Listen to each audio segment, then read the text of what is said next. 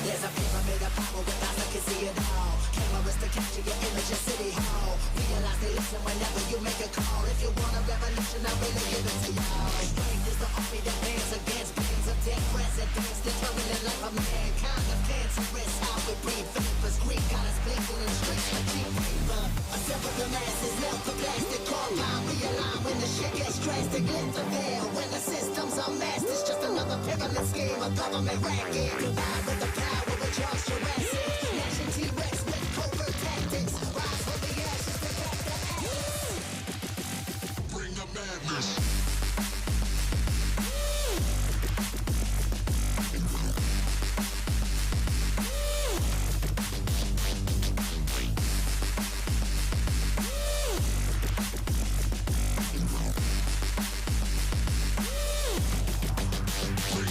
There's a pyramid of power with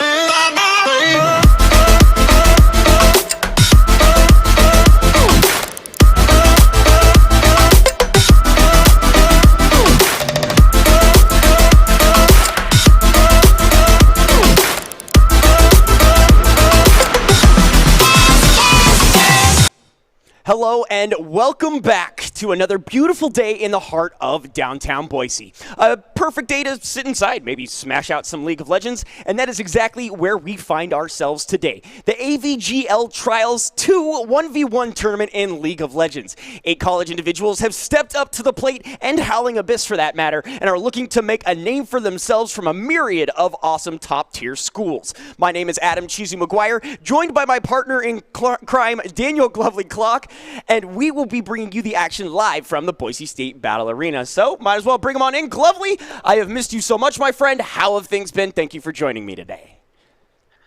Doing pretty good, you know. It's summer, so I'm doing summer work, summer job, working on my farmer's tan. I've got a nice little cutoff line that you can't quite see here right on that shirt.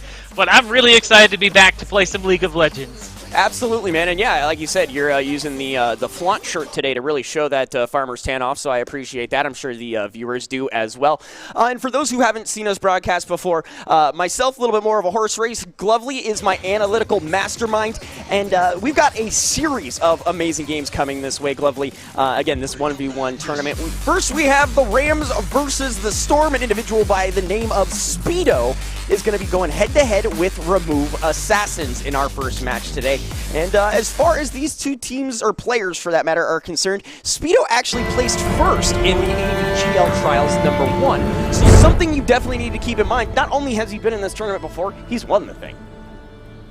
Yeah, and on top of that, the champion that he used, a dominating Renekton, is what he's hovering over right here.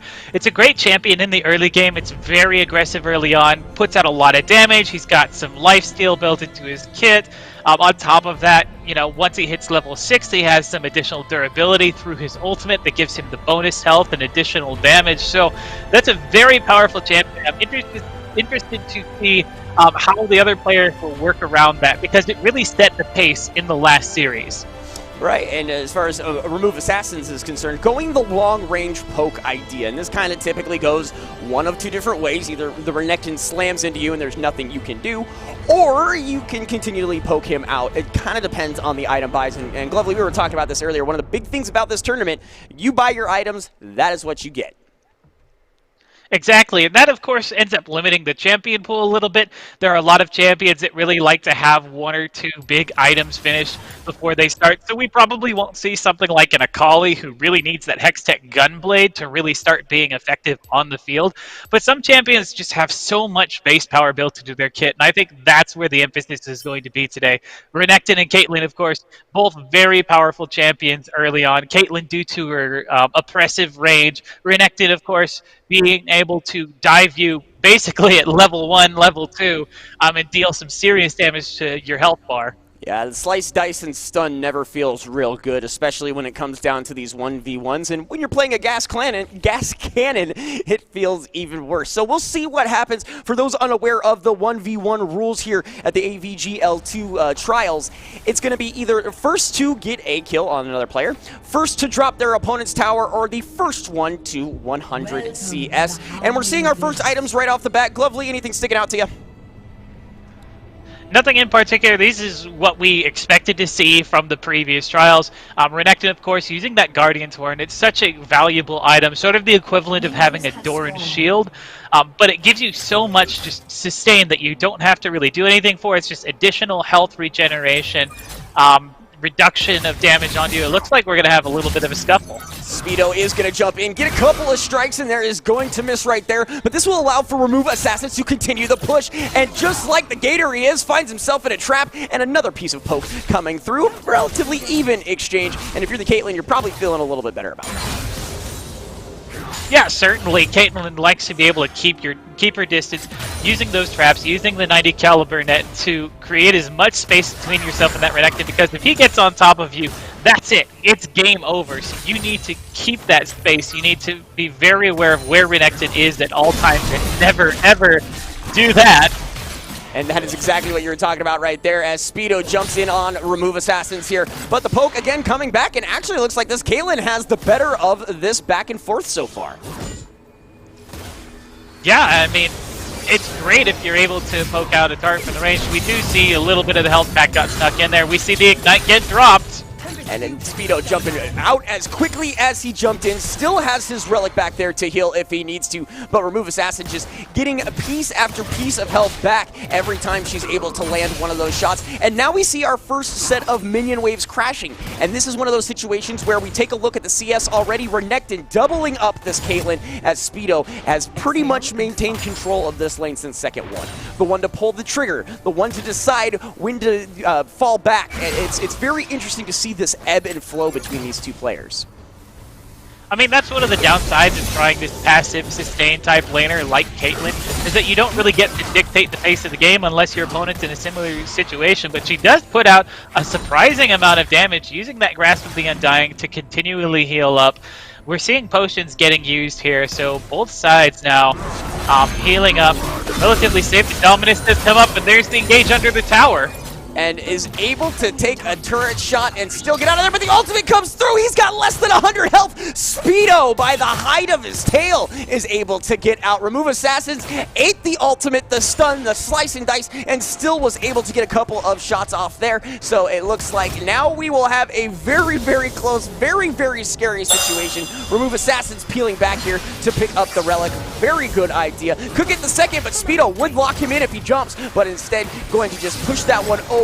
The redemption circle comes down. Both individuals able to heal. 50 caliber net is going to go back, but the stun is going to go down, and the turret shot not enough to do much of anything to help out Remove Assassins.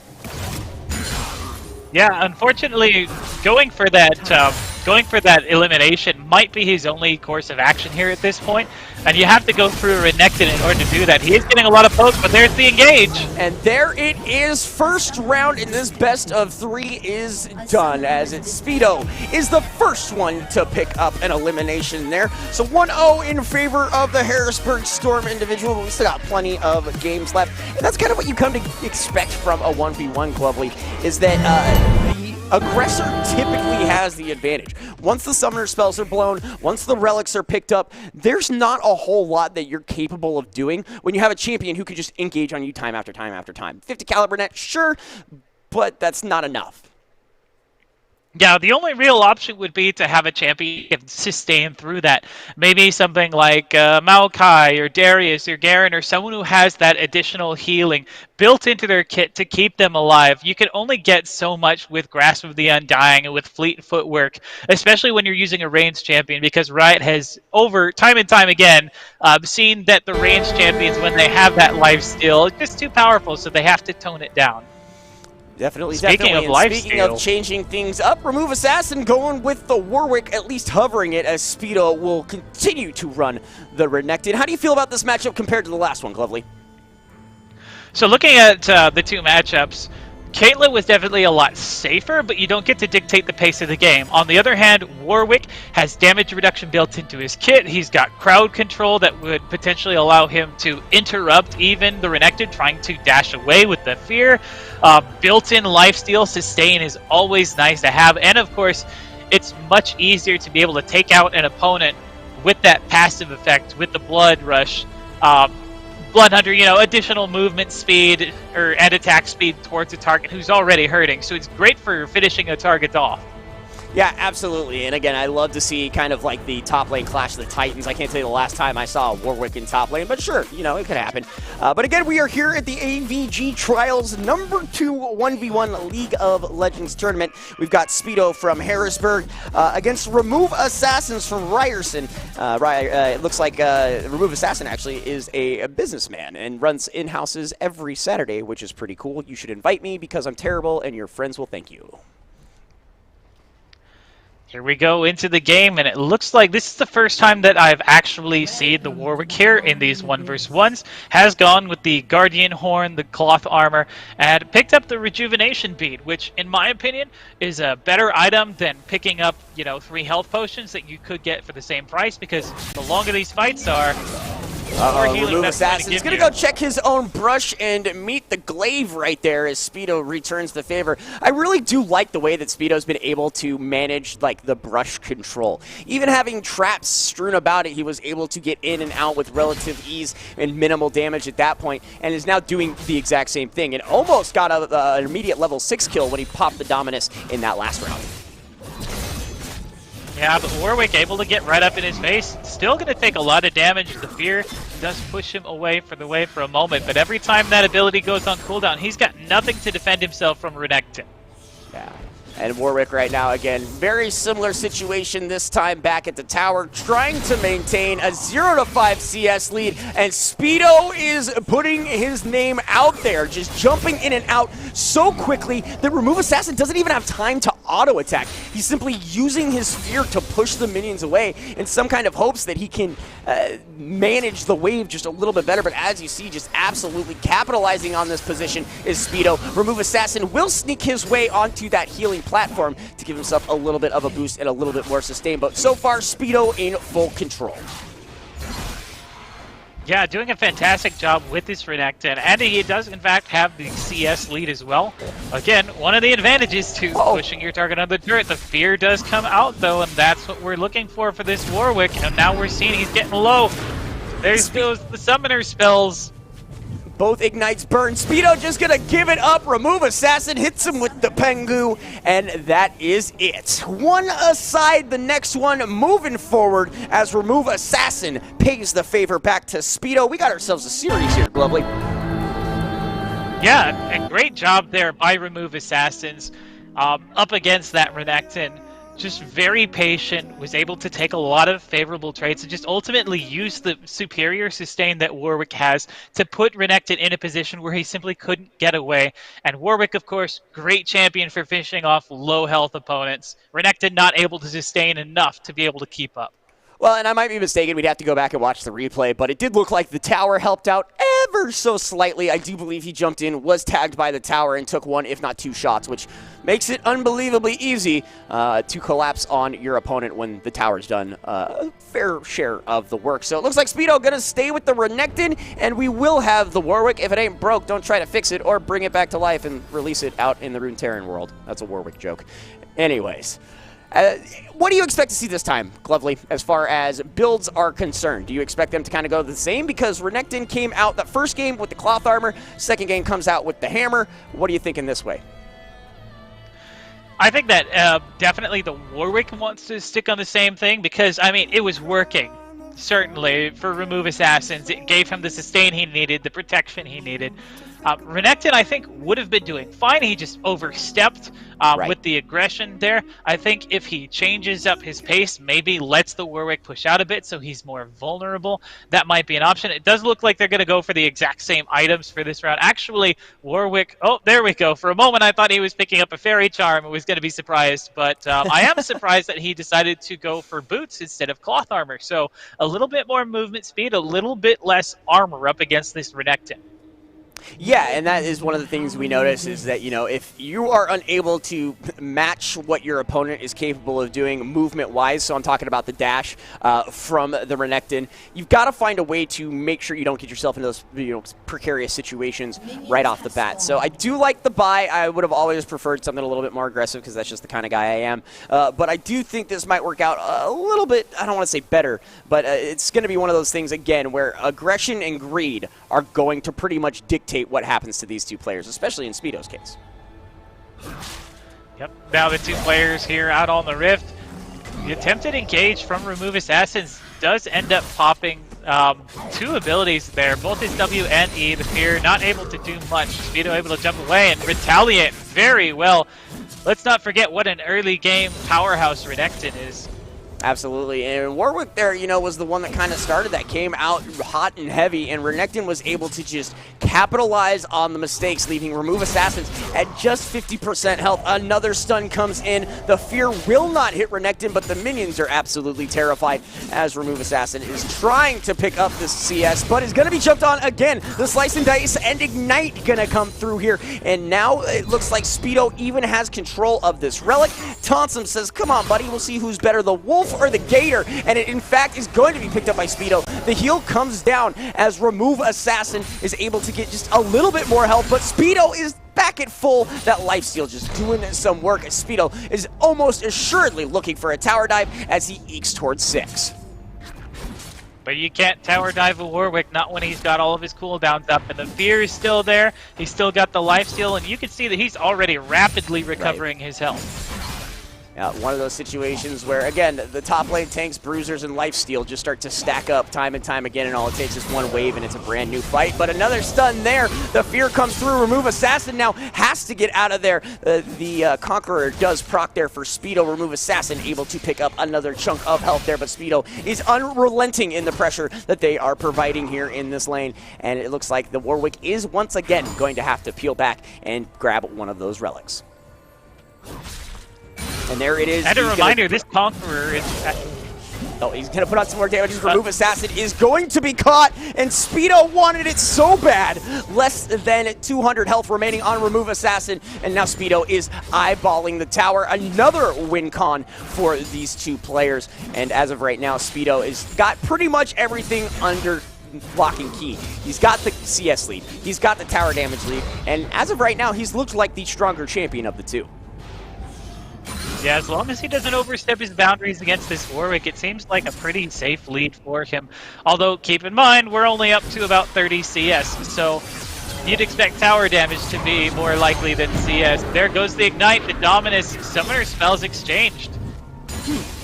Well, everyone got really excited there for like a half second. I thought we would have the end of the game, but it looks like Speedo wanted to get in and out immediately, learning from the past mistakes, immediately targeted there by the tower thanks to Dominus. So a good move to get out as opposed to jump back in, because that would have been really scary for the former champion.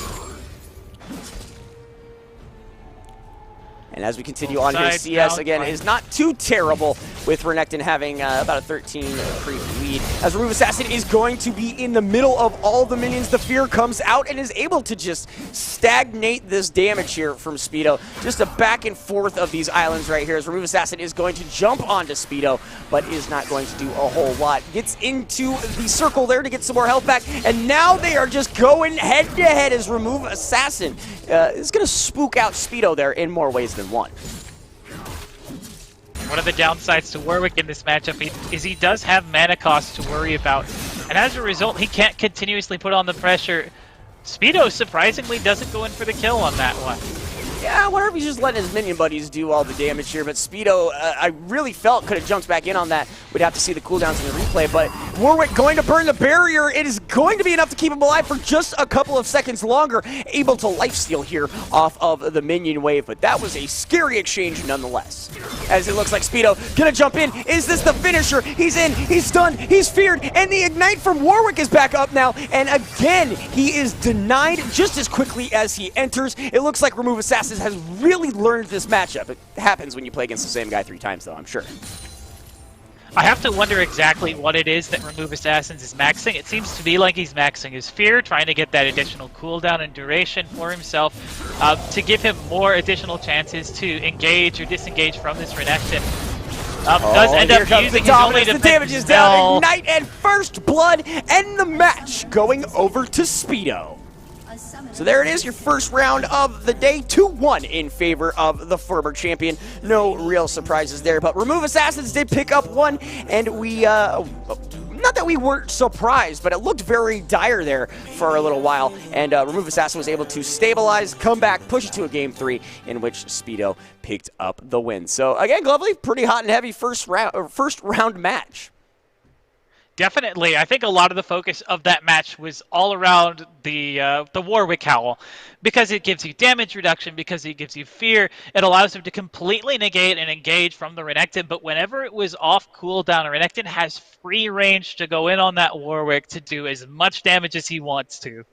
Absolutely, and again, we are coming to you live from the Boise State Battle Arena. The AVGL Trials #2 League of Legends Edition is going to be happening right here, right now. It's what you're currently watching. These are the rules for those of you who don't know. 1v1 double elimination. Best of 3 grand finals will be best of 5. It's Howling Abyss, blind pick. First win is either First Blood, 100 CS, or First Tower. That was kind of something we touched on earlier, but that's kind of the subtle intricacies, and the difference here is you only get one mistake in a 1v1. And that could be the end of the game, the end of the tournament for you as well. So, again, we will see Remove Assassin again because this is double Elan. And I'm sure we'll see Speedo moving on, obviously, because he picked up the win. So, I'm not sure who we have next on our line, but again, just an unbelievably massive list of awesome players and awesome schools to be had here from the likes of Ohio State, UNT, and just a lot of cool stuff to be had here today at the AVGL Trials 1v1 tournament. Yeah, and these 1v1s are way different from what we normally see on the Summoner's Rift. It's a very different style of play. And it is super aggressive. Unbelievably aggressive situation there in the first game. So I'm super curious as this will all unfold. I'm sure we'll see some more of the Renekton's. I'm sure we'll see more of the Caitlyn's. And to be completely honest, I just want to see, give me a Teemo. Just let's go for it. Come on, just throw it in there. Give this guy the Garen. Why not? But it looks like we have the Ohio State School of Hard Knocks versus whatever that is. That's a hat and a graduation thing. School of Hard Knocks is what I'm being told. Oh, okay, I'm an idiot. Don't worry about it. As the AVG trials are continuing on, we got a Pantheon and an Ezreal Hubbard. How do you feel about that, Lovely? Well, Ezreal's a champion who usually needs a tier to be able to succeed, and he likes to scale up into the later game, so I'm a bit nervous for this Ezreal player. He does, however, have a lot of safety, so he could be going for a farm out. Pantheon, on the other hand, very early game champion, very aggressive, jumps on top of you, tries to blow out your health bar as quick as possible while you're stunned. So I think that definitely is going to come down to the way that Ezreal uses that free blink of his to get out of trouble. Can he use it to avoid the Pantheon stun? If he can use it to avoid the Pantheon stun, I think he sustains long enough to have a shot in this. But if Pantheon can consistently jump on him with a real good round, well, there's not going to be an Ezreal for much longer. Alrighty, and so it looks like we're getting into this. That's 3 Walleye 25. And as well as Dark Pegasus. Dark Pegasus, team manager for the premier team at Ohio State. He's also a jungle player and is in the Upsurge circuit. So definitely used to this game in more ways, shapes, and forms than some other guys. So again, Walleye 25 versus our buddy Dark Pegasus here. Picks up the Phage right off the bat, not too crazy, and then you see the Sheen on the Ezreal. Kind of pretty standard things for these two individuals, right? Definitely. One thing that both players are going to have to watch out for is mana. Both of these champions use a lot of mana in order to get their poke off when they're playing as laning champions. Ezreal does have the Sheen that will give him some mana to work with, but other than that, they're going to be reliant on their natural mana regen, any runes that they have, and of course, the health packs. And Walleye just taking a nice breather here, trying to maintain the waves, knowing if he gets too close, he is absolutely going to be eviscerated by the Leonidas wannabe here, known as Pantheon. As, again, a very, very similar situation as to what we saw in game number 1. The heavy engaged, top laner tank with the priority in the lane, while your squishier ADCs just kind of sit back, wait for the wave to stack. That way they're able to pick off 1v1, or 1 by 1, these creeps here. One very interesting thing I'd like to note is, in particular, there's a good engage there from the Pantheon, though. Walleye is going to be forced to flash back to the safety of his own tower, and I don't even think there was a single summoner spell expended from Pegasus. No, there was not. So that is a great trade in favor of the Pantheon, and he will now continue to push in towards this tower. And this Ezreal really needs to be careful. That was one exchange. He's at half health and is not really going to be gaining a whole lot of life back. Yeah, one thing I'm very curious about in terms of Walleye's choice here is that he's gone for the lethal tempo as his keystone mastery. That strikes me as very odd. It's usually something you want to use in the later game on more of an on-hit style carry, something like a Caitlyn or a Jinx in the later game.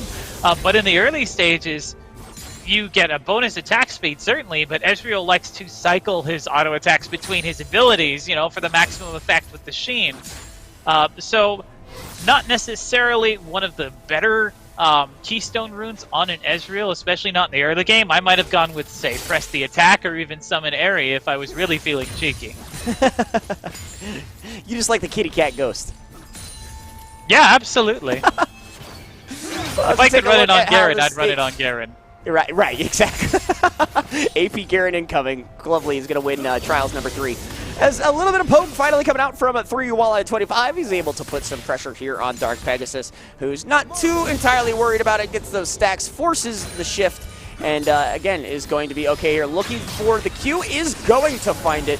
Says, look, you can poke me, but I can also poke you, but one of us can jump on the other. And so Pantheon will press a lot of pressure into this tower.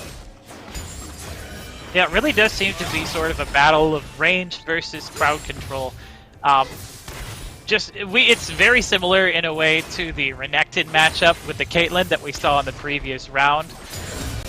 Just because Ezreal has that safety, has the ability to avoid this Pantheon, but the second he gets caught out, Pantheon just has so much pressure because he can do something to stop Ezreal from responding back. Absolutely, and so Dark Pegasus, again, using the brush to kind of try to find an area to poke from. He is able to land that Q, but it just doesn't do a whole lot of damage. Taking a couple of pot shots there would be Walleye at 25. And this is probably the most even. A flash and a jump. He is going to be caught. The Ignite is down. The Arcane Barrage comes through, and it is so unbelievably close. Drops below 100 health, but Dark Pegasus takes round number 1. Overall, only the Triumph rune there, keeping him alive, and Triumph not usually something you want in a 1 versus 1. Yeah, absolutely. And again, nice. Changing it up to the Calvin face. I like it. But that being said, again, Dark Pegasus picks up that first round there with the Pantheon in what seemed like a relatively one-sided first round. But again, that's the situation you run into with a hard engage, aggressive tank like Pantheon or a Renekton into pretty much anything ranged. Yeah, I mean, it's all about those windows of power and windows of vulnerability. Pantheon doesn't have his stun up. Ezreal has full reign of the arena. Pantheon has his stun up. Ezreal has to respect that ability, has to pay attention to that cooldown, and has to play around when it's up. Exactly. So, again, that's first round Dark Pegasus. One more, and they will be moving on to see the next round here in the AVGL Trials 2 League of Legends 1v1. And again, just so many options when it comes to the 1v1 situation that we've seen just in these 2 games alone. From the item pickups to the keystones and runes and whatever we're calling them these days. But now we have a little bit of a change-up. It looks like instead of going for the ranged poke, we're just going to go with the Dunk Master himself, Darius. Darius is certainly a threat. He's got the sustain through his decimate. He can apprehend you in for crowd control options to make sure you don't get away, slow you down while you're trying to leave, and of course that bleed. He is such a lane bully. And not to mention, when he hits level 6, we're talking about one champion or the other is probably going to be dead. All right, and again, it looks like Dark Pegasus this time taking the ranged idea to heart, looking to use that Tristana. Someone who's capable of just shredding towers, has quite a bit of range to her as well. So I'm curious if they're going for just the tower finish or if they'll look to actually get the kill here. I'm not sure if a Tristana really has the capabilities right off the bat to take on a Darius, but again, we will see as it unfolds here as we get into the second game here, Dark Pegasus versus Walleye, and I'm very interested to see, because I have this like creeping suspicion.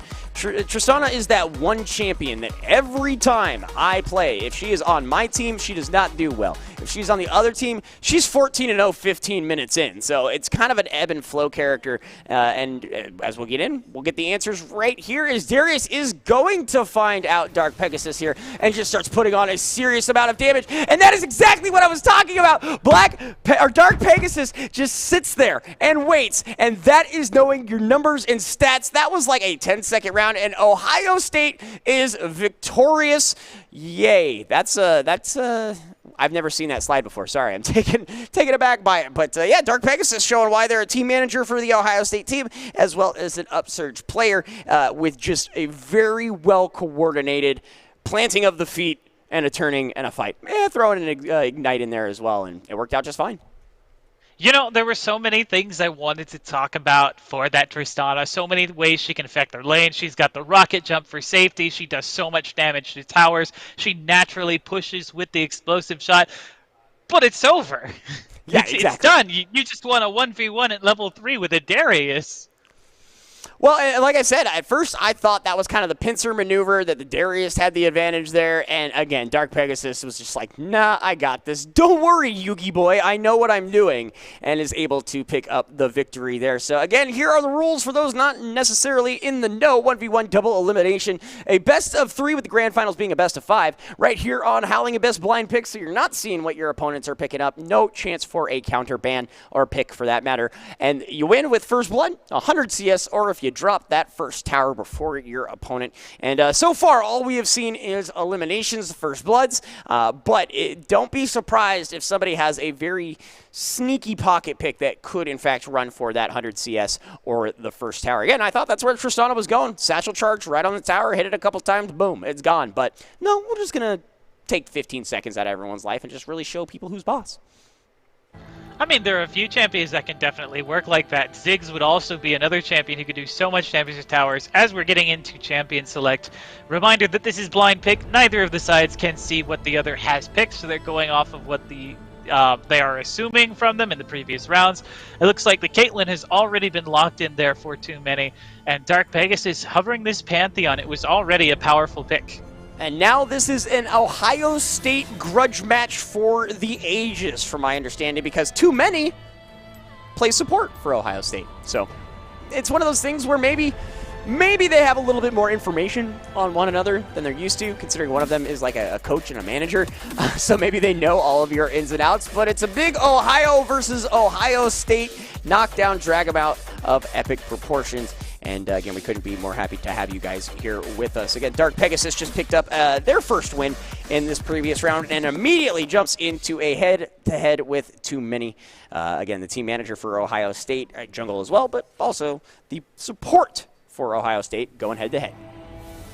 So Caitlyn, not a surprise to see here, already getting some poke off.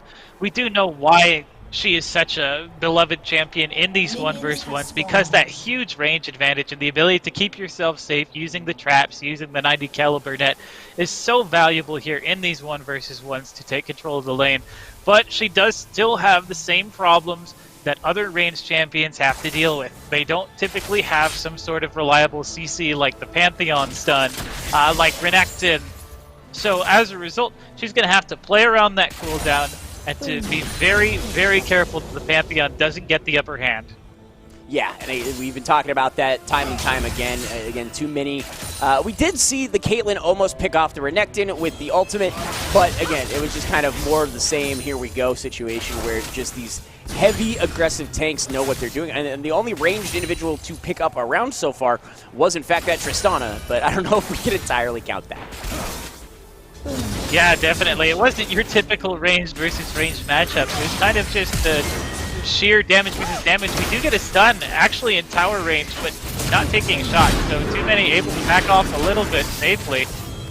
Dark Pegasus getting low. Final shot. It's going to go over to too many. The support says, hey, I can also play ADC. Put me in, coach. I'm ready. And that right there was an awesome shut up Adam moment, where I'm talking about how the Caitlyn might have some issues with what's going on, and immediately is able to not only get that first shot, forcing the Pantheon under the tower, but then is able to counteract the immediate flash, jump, and damage that was coming out from that Pantheon. So good move there from Too Many picking up the first round. Gonna stick with that Caitlyn, and Dark Pegasus Tristana makes a return here to the Howling Abyss.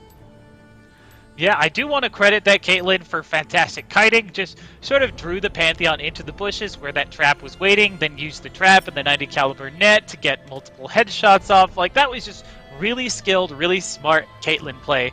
Just watching it made me feel a bit smarter. Right. And this will be one of those ones where we talked about mistakes leading to the victory. This is even more of a, you get one shot at this, no pun intended, as we're both playing ADCs, but they both have pretty high lethality and capabilities of knocking the other one off. We already saw one of them put into the fray against the Darius, cleared it out in 15 seconds, and then we just saw our first Caitlyn victory there. So both of these players very aware of how their champions function. Indeed, they also both have jumps, dashes to be able to get away from each other, although the Tristanas can also be used to engage, and Caitlyn has crowd control available, though it's not a reliable source like Pantheon. Right. So what we could in fact see our first round not be a first blood. These two might decide to take it slow and easy. Yeah, but immediately, a little bit of a, hey, how are you there? A love tap, if you will, coming out from the Caitlyn. As immediately jumping in is Dark Pegasus, putting on the satchel charge. Yet another jump there. That cooldown was a little cattywampus. I'm not sure exactly what happened there, but interesting. So Too Many gonna pick up. Whenever you get all the stacks on your explosive charge, you get a reset on your rocket jump. So that's what happened there. Able to use that second one to propel herself forward a little bit, get a little bit more damage. Both potions used there, but there goes the engagement again, and too many is not going to be able to get away from that.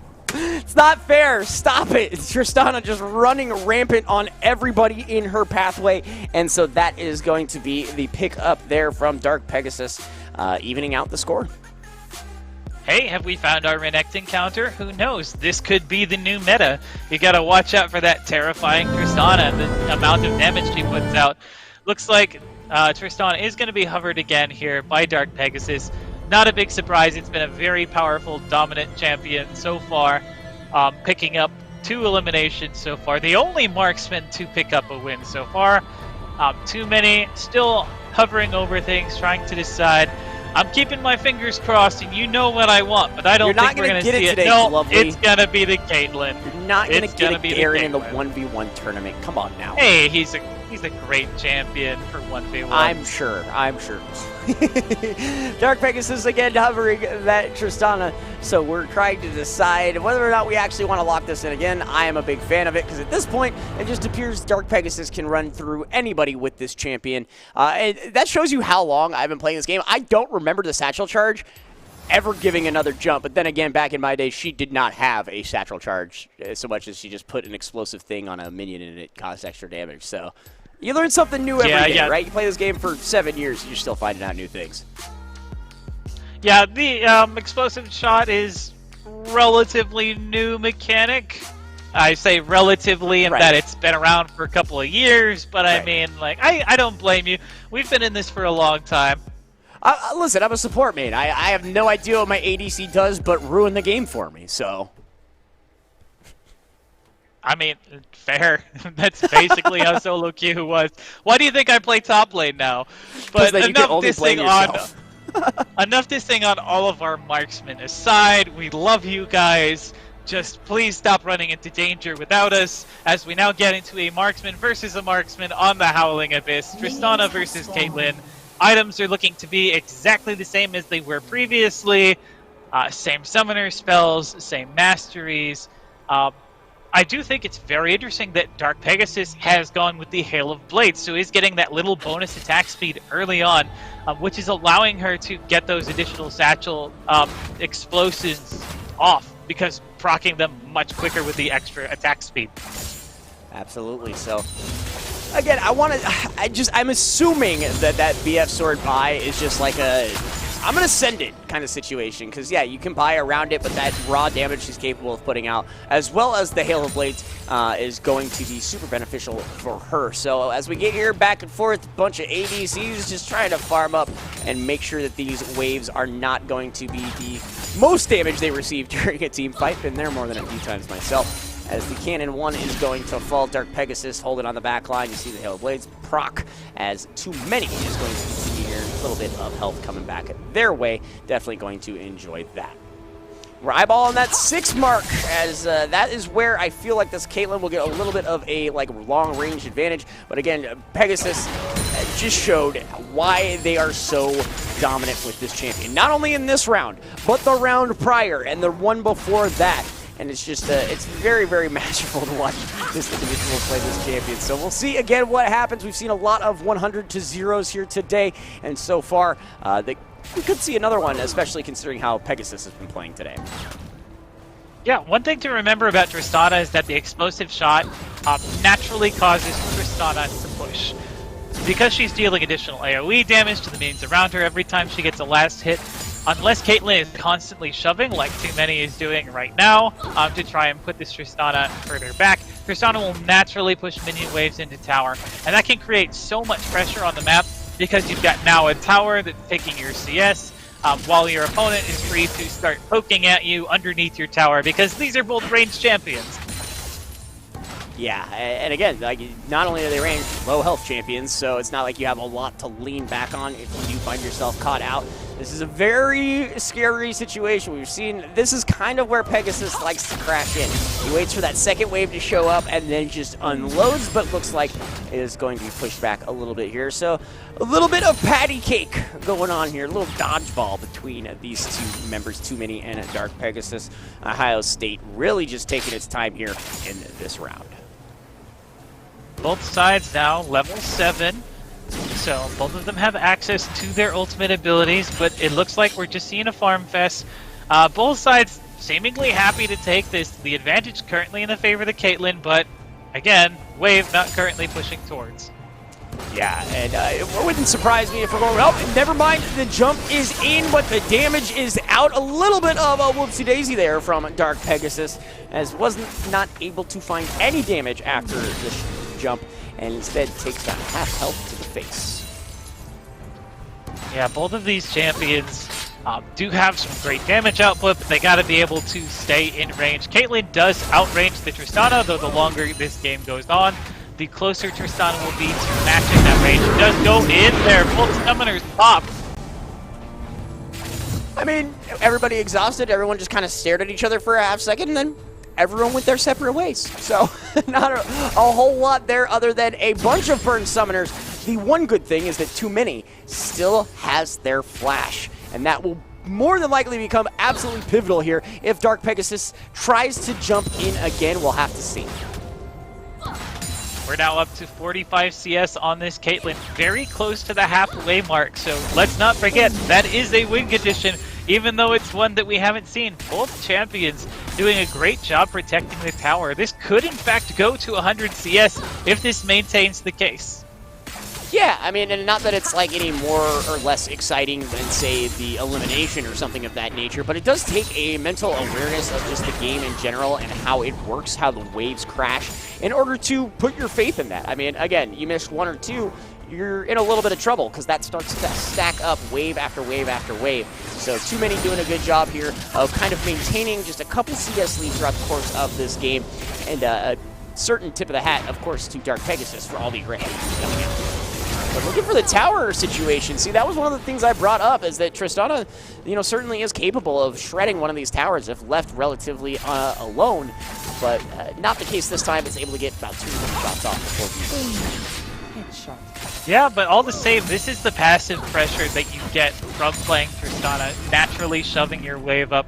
And then you just get to plop a little explosive charge on the turret, and even if you don't get all that many auto attacks, even if you don't really get to buff it up, you can just pop it on there, and hey, you just made a little bit more progress towards a win condition. A little bit more progress that Caitlyn doesn't have access to when she's constantly being shoved into her own tower. Little baby Yordle steps, I think, is what you're looking for there, Lovely, as, yeah, Tristana now starting to make a move, still down by 2, but it looks like Too Many is going to put the pressure on here. Cannot let Dark Pegasus get this full stack. Exhaust is out, Rocket Jump is good, and it looks like Too Many is going to continue to press on here. Was looking for some extra damage, not able to find it. Q is going to hit the minion wave, and now Dark Pegasus is almost halfway to that first tower. Yep, both champions trying to find their openings on each other. Doing a great job shoving in this Tristana. Uses the Q, gets a little bit of damage off, so definitely damage advantage to this Caitlyn. Does have more health, although that health relic is going to stave that off just a little bit. Well, trying to find their only openings as far as like that kind of advantage, has the CS lead by even more of a margin now, creeping up towards that 10 mark. Still going to be 15 more here, yeah, and that will be that. But Caitlyn has got to find those CS numbers in order to pick it up. So a very, very tight game here. Dark Pegasus could go for the all-in as summoners are up, and Too Many is missing their exhaust. Whether or not Dark Pegasus knows that is going to become the question. As again, eking towards 12, even 13 here as the levels grow. And Dark Pegasus looking to make a move, but is still down in the CS, looking for some kind of way to get back in. Rocket Jump is in, and the cask is down, but it is not enough. The ultimate coming in will not drop Dark Pegasus, but will force them back to the relic. And now the waves are starting to stack up. Lovely, Caitlyn might have this. Yeah, at the current rate we do, 93, 94. Caitlyn does have the advantage. Clear out one more wave. On the next wave, Caitlyn could take this home, so Dark Pegasus has to make a move. And it will come down to an all or nothing situation here. Dark Pegasus, about half health, a little less than. Meanwhile, Caitlyn sitting pretty healthy, about 3/4. But in comes the jump. Dark Pegasus putting out as much damage as possible. And Too Many is going to drop this dangerous Tristana, the first one to do so. We then, were so Ohio close State's to a victorious again, CS if you didn't know. victory. Well, I mean, It's too I many- think in an Ohio State versus Ohio State matchup, I would give the win to Ohio State. You would certainly hope that would be the case, or things would be super weird. Again, congratulations here to Too Many picking up the victory there in this AVGL Trials one-on-one League of Legends tournament. Glovely, so far we've seen a myriad of crazy stuff, namely a very powerful Tristana, a Caitlyn that knows what they're doing, and a Renekton that just shows no mercy. What other things do you think we could come to expect for the next handful of rounds we got for them? Well, if we were looking at what we saw in the previous tournaments, I don't think we're going to see anything from the Assassins or the Burst Mages because they just don't have the sustain. They don't have crowd control. Mana costs, don't work out. What I do think we're likely to see, Juggernauts, Marksmen, anybody who's got crowd control, who's got sustain, who's got the ability to jump on top of someone early on, who isn't reliant on items, those are the champions that are going to be the most dominant on the Rift. On the Abyss. On the Abyss. Whoa, gotta be careful. To be completely honest, I adore 1v1s. I'm terrible at them, but I really enjoy playing them. My favorite Mayor McCheesemo strat, if you will, is the 3-point Leona. 2 points into Q, 1 point into Zenith, and you buy a Tiamat. It's called the Slap Chop Leona. And you just jump in on anyone squishy, and you slap chop them to death. Guess how often it works? Probably about 0% of the time. Yeah. It's happened once in my entire however many years of playing this game, but it was really cool. So I want to see something crafty like that. I want to see someone take a champion and just do something super troll. And that's the word I'm going to use for it, even if the numbers add up or something of that caliber. I would love to see something weird like play a Blitzcrank, see what happens, just pull them under your tower, win the game. Something of that nature, something really just rude.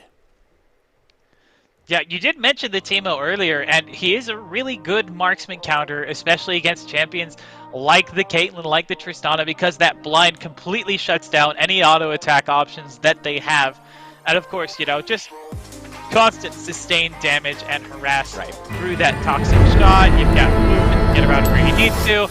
Looks like we're going to see Renekton versus Lee Sin. That was locked in really quickly. Well, and it looks like Truly is going to be added to this. So as far as Truly is concerned, an individual entering the Arena Trials won second place, as well as the captain for MSU, top mid player, but peaked at Grandmaster. Get ready for it, Glovely. 200. Grandmaster 200. Now, I'm excited to get out of bronze. I'm excited if I make it into gold. This guy, Grandmaster 200. And we are surely in for a knockdown drag him out of epic proportions because we have seen what Speedo can do as well in these rounds. I do think we need to think about Lee Sin, though, as a laner. It's not something that we usually see. It's not something Lee Sin usually sees either. Likes that jungle role, likes the ability to hop around from place to place, across the wards, into enemies. You don't have that mobility here on the Howling Abyss. You don't have the wards to jump to. You only have your minions, and you don't have anything to deny Renekton's ability to go in on you until level 6. Just real quick, Lovely, did you make a Lee Sin is blind joke? Did you, because he can't see? Is that what that was? I don't know. You'd have to listen to You'd your have heart. to rewind the footage. Also curious to see the exhaust as well as a cleanse on this Lee Sin. So doesn't even have a flash to continue that mobility. So curious to see how this is going to work. Maybe it's Proxa on the other end and we just don't know it. Although that might not be a good thing either. So I do see fleet footwork on the Lee Sin. That is going to give him a little bit more sustain along with the Iron Fist effect on his Z. He is a good choice in the fact that he doesn't use mana, but again, we see the Renekton jump on top of him. Not really much that a Lee Sin can do to retaliate. He can give himself a little bit of a shield, and we did see that negate some of the damage. But overall, not much he can do in response. Yeah, and again, this is an individual with a super high rating, so the fact that they picked something unorthodox, I'm happy. I'm really enjoying this, and this would be one of those situations where, much like the Tristana, if this becomes a powerhouse situation, how is Truly going to be able to, open up the chaos that they're looking for? Because again, this is a super weird pick. I don't think I've seen a Lee Sin ever in a 1v1. So curious to how that unfolds. Like you mentioned, no wards to jump to, just your minions. maybe you just, try to sustain the lane and win this by CS. But as far as an elimination situation, I do not think this goes in favor of that Lee Sin. But I've been proved wrong many times today. I'm hoping for one more. Well, things aren't looking great in terms of the CS or tower situation either right now. This Lee Sin shoved under his tower, 4 CS down, doesn't have the ability to pressure these waves back. His wave clear isn't really that high, only has one ability that really hits multiple targets, and he has to be right up in the minion wave to do it, which leaves him, of course, vulnerable to this Renekton. Yeah, and see, this is exactly what I was talking about. Truly is just doing everything they can and actually going to end up ahead here on the CS lead for the first time. Again, Harrisburg versus MSU, Speedo versus Truly. As it looks like Speedo is going to jump in. The slice and dice is good. As Truly, again, trying to maintain and negate all of this damage. Shield is up, and actually the auto attack did hit that. So a nice use of the shield there. As it looks like Speedo may be looking for another jump in here. He does have the Dominus ready. He's able to put out a sizable amount of damage. Now looks for a re-engage. Truly is going to turn right back around and is actually winning this exchange here. Just ever so slightly. No summoner spells expended from either individual, as Truly is going to pull back and pick up these minions. Yeah, Renekton does have some lifesteal built into his kit, but that sort of sustain requires him to be attacking. Truly is actually forcing him off of these minion waves, making it a lot harder for Renekton to build up the fury he needs in order to sustain himself through these longer fights. But it looks like neither of these two are able to really go in on each other, but they are trying. Dominus is going to be burned. The kick under the tower as Speedo takes shot after shot, but Truly is low. And it looks like the Ignite has come out. The shield is there. Lee Sin trying to heal himself back up by punching those minions right in their little tiny faces, as it looks like Renekton was able to get out of there just fine. A great engage and relatively even on either side. We almost had our first one here in this best of 3. Yeah, definitely very close. I didn't expect it to be that close, but it does look like Speedo is able to get the better end of that trade there. Thankfully, though, Lee Sin able to stay alive. Good shields, good sustain actually coming out from that fleet footwork. I'd be interested in seeing the numbers and just how much healing he's getting out of this rune. Yeah, I was curious about that as well, so we'll see. I'm sure we can go back and check the numbers after these games are played today. But Speedo is showing how much of a Goliath he is on that Renekton, and really just has not shown any kind of weakness, really, as far as piloting this champion is concerned. Truly, again, just getting knocked around, but still doing the best they can to maintain the difference between these CSs. But Speedo is in again, the stun is down. And it looks like Truly is looking for some extra damage, and that relic is going to pop up. Truly able to pick that up as Speedo is going to pull back to grab another minion, and now almost a 10 minion lead, as it looks like Truly is going to be able to stabilize just a little bit. Yeah, stabilizes just a little bit, but at a CS deficit, having Renekton has the wave clear that Lee Sin just doesn't have, and as a result, he's constantly getting shoved under tower. So a lot of the control here just goes naturally over to the Renekton as to when fights can break out. 10 CS lead now for Harrisburg here. Truly needs to find an opening for himself. That dragon kick back into the tower I thought was going to be the end of the game, but clearly he needs to find something that works a little better. Can't just rely on, the tower there to do all of the work for you, just some of it. And like you mentioned, that kick was really good. I thought we were in for the next match, but Speedo was able to just jump right on out, knowing to save those movement abilities just in case something like that happens. And again, Truly is just trying to catch up in the CS, and I have a feeling this is going to be a Renekton 100 game, but I have been wrong before. He jumps on in as the aggression is coming out. Speedo is going to burn Dominus. The exhaust is out. Truly running for the lives, turns around to get a little bit of lifesteal back, if at all possible, but it looks like Speedo is just going to continue. The Ignite is now down. Shield is popped. Cleanse going to be burned on Truly as well, as Speedo just has him up against the ropes, but that shield is doing wonders. A relic is up, as it's going to be picked up there by Truly to kind of stave some of the damage that has happened prior, but Speedo has done a serious amount of damage to this tower. Couldn't even see it because of the overlay. I'm not complaining, it's just crazy. I did not realize that tower was so low. And that's what happens when you have the minions constantly shoving into the tower. truly just doesn't have the ability to push them back, and now he's got a CS deficit. His tower is taking so much damage just from minions hitting it, not even from the Renekton. We haven't seen Renekton really walk up and even touch the tower. Yeah, and again, this is the first time. Yeah, you look at the tower differences. My goodness, Speedo is just decimating this game as far as right now is concerned. Able to get the lockdown. Has been the priority aggressor as well. As, you know, again, we've seen him. This is his third game, I believe, in the tournament so far. As Speedo going to jump back in there. And could even pick up the CS win now as that creep score difference is starting to explode. Yep, 88 now, only 12 CS away from a 100 CS victory, and it would be the first. So both sides need to be paying attention to that little number because it could result in an explosive fight. We are down to the final 10, so 2 more waves, and it looks like Harrisburg will pick up the victory here, more namely Speedo, as a tower shot is going to come through. Truly now going to take a handful of tower shots because that's just what you do. Make sure those minions can stay there and just wail away on the tower. But again, Renekton only needs 8, a 10 CS difference. Truly going to be stunned down.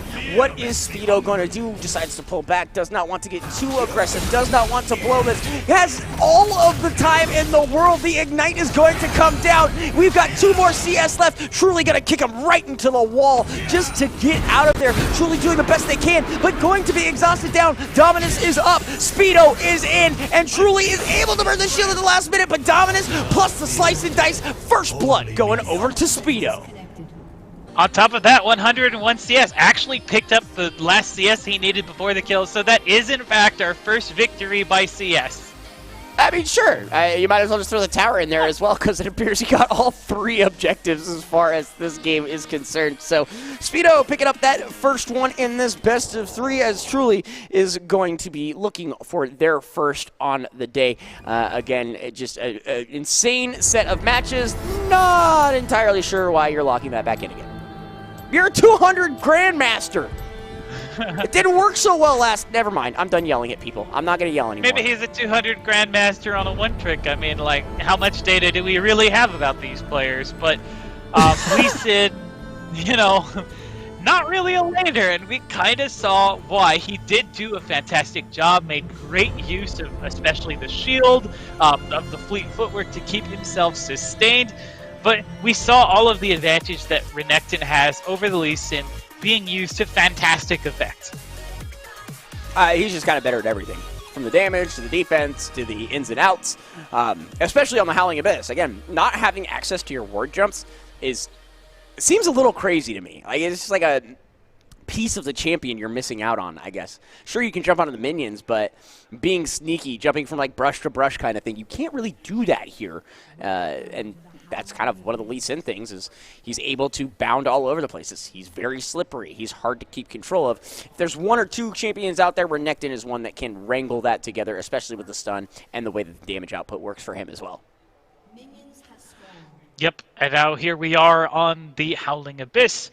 Neither side has approached each other. We do see that once again, Speedo has decided to take that brush control, doing a fantastic job of controlling the brush throughout all of these games, really using it to the maximum effect. The only other champion we've really seen take advantage of it is Caitlyn, using it to get those additional headshots. But in this case, here we go. Okay, 0 CS for both sides.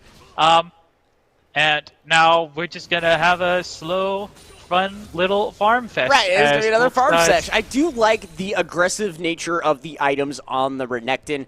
Again, both of them picking up the hammer, but picking up the longsword instead of the cloth armor here kind of shows you what is on the mind of these 2 players. And we have known since minute 1 that Speedo is super aggressive. So I like the pickup here. Going to get the stun down. Is outside of tower range, so that is a free exchange as he just continues to do what he did last round. Push that wave into the tower immediately, deny the relics as best as possible. Oh, and maybe stop getting hit by the tower. That might help. I have to wonder if these players were scouting out each other before the game began, or at least, you know, watching the VODs, which you can if you want to subscribe to our channel here at twitch.tv, Boise State University. But we do see now the pressure that Renekton puts out. All of these minions are going to be hitting against the tower. It's going to be just slowly whittling away at his health. Look at that. just all of that damage already, and we're only just 2 minutes into the game. Feels bad, man, but it's kind of been the story from the beginning. As Speedo again going to pick up a nice chunk of minions there. Actually down though, just a couple, as this tower is pushed right in, or wave is pushed right into the tower. Excuse me, and looks like a jump in there from Speedo is going to find about a fourth of Truly's health, and is going to peel back towards the minion wave. Yeah, really, still just a very slow game on both sides though. CS still relatively even, so credit where credit is due. Lee Sin still matching this Renekton in the early game, but a great engage there from Speedo. Does get a lot of damage out. He's actually now trying to freeze the wave just a little bit outside of the tower, so that he doesn't have to worry about the minions hitting his tower. Can use his own minions to soak up that damage. So really smart wave control there. Yeah, super smart move there. Up pops the Relic, is able to get that one as well. Speedo will pick it up as far as the circle is concerned. Doesn't even need it, as they've had maintained this entire lane since, well, about minute 2.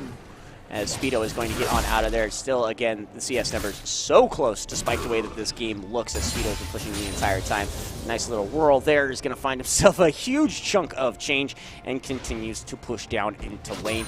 It's just going to be more rinse and repeat here, as Speedo is looking to put himself in a position where he may not be able to get dragon kicked. Yeah, and is able to just slice and dice his way out, pick up the Relic here in the back, and continue on with this added pressure. You know, I don't usually get to talk about farm and about controlling your minion waves and freezing versus hard shoving and all the advantages of that. So I'm kind of enjoying this a little bit, even as they are having a little squabble here. Great dragon kick pushes the Renekton away and does a serious amount of damage. Absolutely. Both summoner spells expended from Truly here, as Speedo still has the Ignite, something we have seen used to successful means time and time again here. But again, that last round, Speedo technically would have had all 3 objectives. He had the kill, he had 100 CS, he would have had the tower as well. It was a pick and choose kind of moment, and we're seeing that style of play here again. Speedo's being very, very smart, very, very meticulous about when they are jumping in. And then as far as the numbers are concerned, started out down and now they're up, as Speedo is finally cleared that couple minion gap, and we are halfway through this game at least. Yep, the little engagement back and forth on top of each other. Both of these champions have dashes to follow up whatever one of them starts to walk away from the fight here. Overall though, looks like the trade is going to go in favor of this Lee Sin. Renekton is just, again, trying to maintain the waves like you were talking about there, Glovely. And it's just one of those things where there's not much you can do in this kind of a situation other than rinse and repeat like we're seeing Speedo do. There is the brush play I was commending him for in the first game, is able to break the line of sight of Truly there and able to stave a little bit of damage from the Renekton as well. So as Renekton continues to push this in, the CS once again in his lead, the tower damage in his lead, but it can all come crumbling down if he is not careful. This Lee Sin showing that they are capable of packing a punch. Yep, CS now in favor of the Renekton, so Speedo has control. The advantages of course, being able to constantly shove with that wave clear that Renekton has in his queue. Sonic Strike actually misses there from the Lee Sin, not able to land that. Don't know if he wanted to follow up on that, especially with how much damage he just took as the Conqueror procs on him. Yeah, and it's just, you know, he's trying. He's doing the best that he can in order to stop the bleeding, because every time Renekton gets a wave, he's able to clear it in just one swipe. Lee Sin, not so much capable of doing something of that nature. And that, you see the numbers right there just skyrocket. And right now, Renekton is looking super good. Speedo is going to be exhausted, as well as Truly. Both of them go for the Relic. One of them got it. The Ignite is down. Dominus as well, but the Dragon Kick pushes him out of the way. Speedo is toying with the idea. He's thinking about it, but instead takes a tower shot. Is also going to take a second there, but is so unbelievably healthy, he doesn't even really care. And now Truly is in such a precarious situation. The damage is down, and Speedo is taking tower shot after tower shot, dropping himself below half health. All of that advantage poof, gone in just a little bit of time, all thanks to the tower, as Truly is going to start healing themselves back up here. But Renekton can peel on back, pick up a few relics himself, and come back into lane. Feeling pretty dang good, especially considering the 10 CS lead. I don't know that I'd say that advantage was lost. That whole time he had minions moving underneath the tower, dealing additional damage, getting closer and closer to that win condition. Even now, he's diving back and forth, using that Conqueror. 94 CS, gonna get 95 right here, so the final fight is about to start. Speedo looking at 50% health, as well as the Lee Sin, and the damage is coming through. 100! Slice and Dice is going to lock him in, but that is it. 100 CS, and Harrisburg picks up the victory there. Once again, Speedo finding victory at the hands of his most favorite crocodile, I guess, if that's the way you want to go about it. So congratulations once again to Speedo and the Harrisburg Storm. Again, Speedo placed first at the AVGL Trial 1, so it could be... that was weird. I don't even know where we are anymore. Anyways, I'm Adam Choose McGuire. That is Daniel Glovely Clock, and we are the individuals responsible for showing you this amazing AVGL number 2 trial 1v1 League of Legends tournament. And I am unbelievably stoked to see what's going on. And it looks like we are going to be headed to the lower bracket finals. These individuals, again, this is double elimination for those who don't quite know how this works. The next handful of games that you're going to see, if you lose, you're out. That's it. If you win, congratulations. You keep fighting your way until you can get to the top, as we see North Texas versus Mississippi State here in this round. And again, it's one of those situations where it is do or die time. You can, in fact, run your way all the way back from the loser's bracket. It is unbelievably difficult to do. It is very unlikely that you can kind of bring yourself to that situation, but you never know what's going to happen. I've seen plenty of runbacks in my day. As we jump in now, as Zanok is going to be going up against Truly, who we have seen still locking in that Lee Sin, so obviously they know something we don't. I actually feel a little bad for him. I don't know if he's locking into he can't be locking into this Renekton knowing it, because remember, it is blind pick, so he doesn't have access to that information. So it's almost like a little bit of a nightmare coming right back at him. Yeah, exactly. So, again, curious to see how he handles it this time. As far as Zanok is concerned, an individual I do have some information on. Zanok is actually a VGL Trials number 1 grand finalist number 2. Now, is one of those individuals that I was talking about who was able to fight their way out of loser's bracket all the way to grand finals. Wasn't quite capable of closing it out, but did pick up a second place, which means you're better than X amount of other people. So good on you there. It looks like also is for, like you said, UNT Esports for the last 2 years. Kind of an ADC player from what I am seeing. So a little bit curious that he picks up the Renekton. That's not really an ADC. I mean, certainly as far as the 1v1 meta has been establishing itself, Renekton has been an absolutely dominant champion. And it's no wonder why. He's tanky, he's got sustain, he's got crowd control, he can jump in and out on top of you.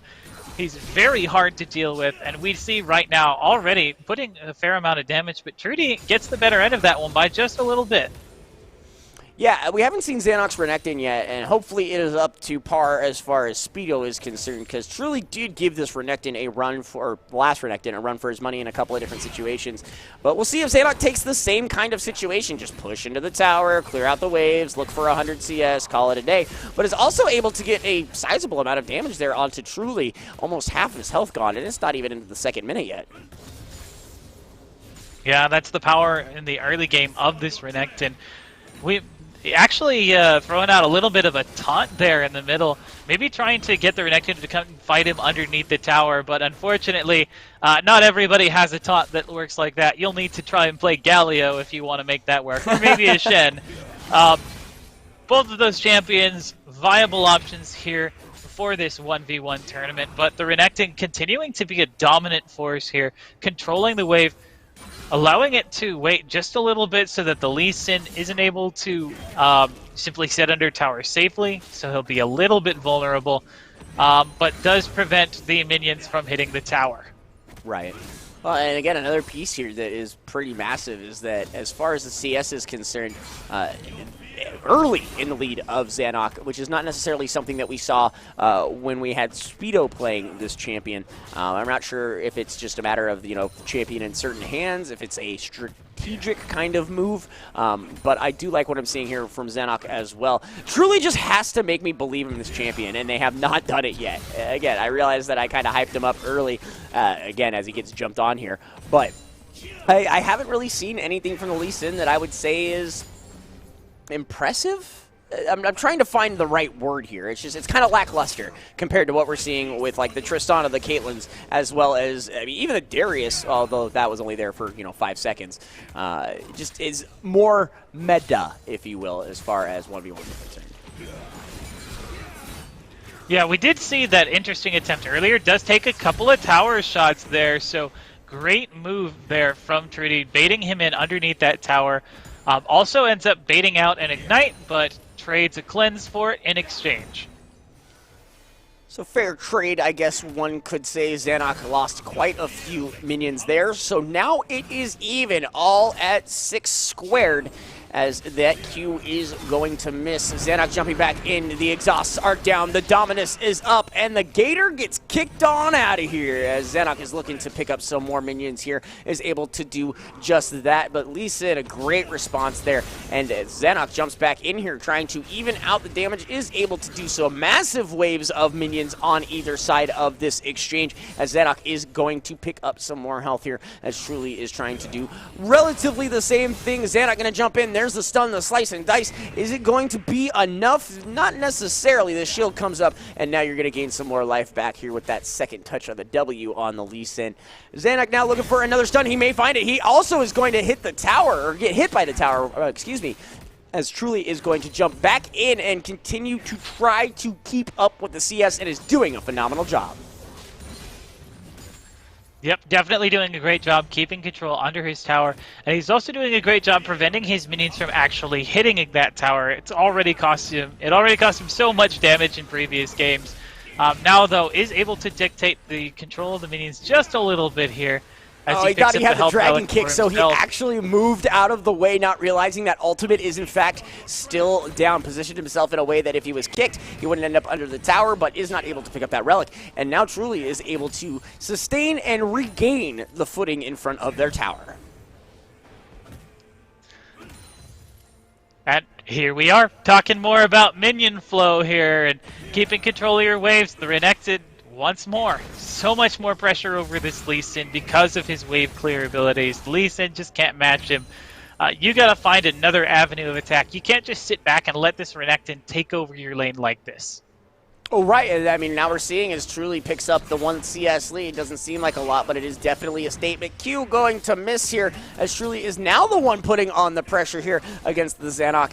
And just so much pressure from both of these players, depending on where they're at. Zanok taking a serious amount of damage. Q is going to land in. Jumps to Lee Sin. Was looking to get him out of there, but was not able to do so. That Dragon Kick is back up, as Zanok, taking a large amount of damage here, is going to burn the Dominus. Exhaust is down, as it looks like Renekton going to pull underneath his tower, is able to do so, jumps in, gets a little bit of damage out, but not on the other champion, rather the minions. It's going to give him a little bit of a lead here, but not enough to really make that one worth it, as everything gets expended from both of those individuals. No, actually, the Dragon Kick is still up from Trudy, so that was a favorable trade for this Lee Sin. Does use it to kick him back. Low health. There's the engage. Lee Sin does have the advantage for it, but he cannot follow that Renekton safely under tower, not with the stun still on off cooldown. That's a big old Gator, man. And that is one of those things where we're seeing everything in the kitchen sink being thrown at this Renekton, and he's still able to just take care of it. It's just one of those things where he takes it on the chin and continues to push and find the objective that he was looking for. Just a little bit of a CS lead, so the one has to wonder if that is the idea here, as Zanok falls so unbelievably low, looking at about 400 health here, as Truly is feeling pretty good, unbelievably healthy, and the CS numbers show that as well, as it looks like Truly is going to force Zanok to come through. The Q is going to miss. A couple of kicks to the face from the Blind Monk will force off the Gator. That's how you take care of those things. You just kick him in the face. as it looks like Lee Sin here is going to be pushing towards both players, looking for 100 CS, as Truly is going to try to make this Q land, is not going to be able to. And 90 apiece, the final 10 are the win conditions. As Truly jumps in with the Q, Resonating Strike is going to come through and actually could be going for the final kill here, but it looks like he's taking so much tower damage, he just blew it! Oh no, he's still alive for less than 400, 300 health. I thought for sure that was it. He got the healing from the fleet footwork there, and it looks like they're about to close in on the CS here. Does only have a few more left. There's the engagement from the Renekton. Ignite, burns down, first blood. What in the world? I thought for sure we would see 100 CS win condition, but no, not the case, as it looks like our guy here, Zanok, is able to pick up round number 1. It was all about that tower dive there at the end. Lee Sin, unfortunately, just going a little bit over-aggressive in that scenario. Took too many hits. Fleet Footwork did leave him alive for quite a while because it gave him the additional movement speed and the healing he needed to be able to escape the tower. But unfortunately, he was still weak afterwards, and Renekton, you know, taking advantage of that. It looks like Renekton is going to be locked in once again for Zenuk. Trudy, though, considering that Darius didn't work very well against that Tristana, but it might have a better shot against another melee champion. Yeah, no surprise there, Zanok picking up the Renekton again. No surprise that champion's even on the block. I'm expecting to see a Renekton every game from here on out, if not 2 of them, depending on how we go about it. But yes, I like this pick from Truly so much better compared to what we have seen in the last handful of rounds. But again, you are here at the AVGL Trials 2 League of Legends 1v1 tournament. Again, North Texas versus Mississippi State. If you're looking at the homeland of these two individuals, again, Zanok Lowell is going to be going up here again against Truly in this best of 3. So we'll see what they have to offer. Again, this is the losers round, or bracket for that matter. If you lose, you're going home. Or it's sorry, the chance bracket as production yells at me. But again, Truly has shown a mechanics ability. Now we just have to see if it was a champion thing or what. But Zanok is just going to give him the old thumbs up, and he's going to get pulled right on in, as Zanok is more than willing to go head-to-head with Truly here. Both of them just kind of gave a little tickle fight. That's what I call it when it's like less than 200 health at 3. Just a little tickle fight between 2 burly men. Both of them have healing abilities, though. The one thing that we're going to have to watch out for is the fact that Darius doesn't have any... he has to rely on mana in order to use his abilities. Whenever I lane against a Darius, and that is more frequent than I'd like, you have to basically out-sustain him. You have to wait until he runs out of mana, and then you can start taking advantage of him, putting pressure on top of him. But Darius, of course, able to play very hard, very early, does land a Decimate, puts down a lot of damage.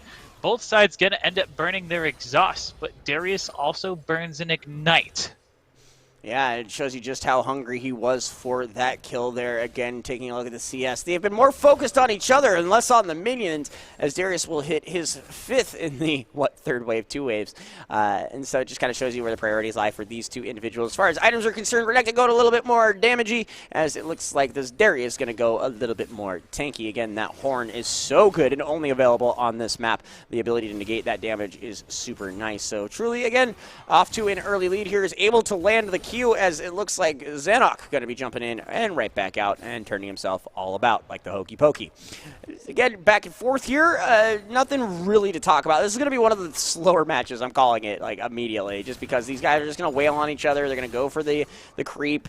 They're going to play top lane, and there's no jungle to force one of them or the other back to their respective lanes. So this one could be a 100 CS game. It could very well be a tower game too. But again, both of these players super strong, as we have seen so far. Truly, again, struggling a little bit with the Lee Sin, but now has a new champion in their hands, as Zanok is just showing why they picked up the win in round number 1.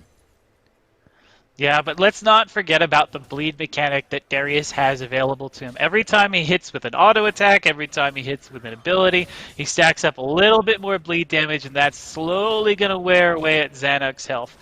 If he can maintain that pressure, he could potentially eat through even Zanuk's lifesteal. But it looks like the Redacted is doing a great job shoving him under tower right now. Darius, unfortunately, has to expend some other abilities, expend some of his mana in order to maintain control of the waves. Something that Redacted doesn't really have to worry about. Mana? What's mana? I just get mad and hit things, I think is how Renekton would go about it. But anyways, a pick up there from Truly on the Relic is going to land the Q as well, but Zanok in with the Slice and Dice, going to put him in his place as Truly again pushed under tower. Very similar situation to pretty much a handful of games that Truly has picked up this session, as it looks like Zanok again going for that CS lead as we were expecting, also pressuring on the tower. Yep, it's a very slow-paced game so far, but we do get a pull. Apprehend under the tower. Of course, right as I'm saying, it's going to be a slow game. So much damage coming out from both sides. Maximum stacks turned on by Darius, so lots of damage coming down, bleeding on either side. Both champions have hit their level 6, so we do need to watch on that Darius. Once he gets those maximum stacks, he could go for the Noxian Guillotine and end this fight in an instant. Yeah, and again, Truly has done a great job coming back from behind, but a 13 CS difference might be a little egregious.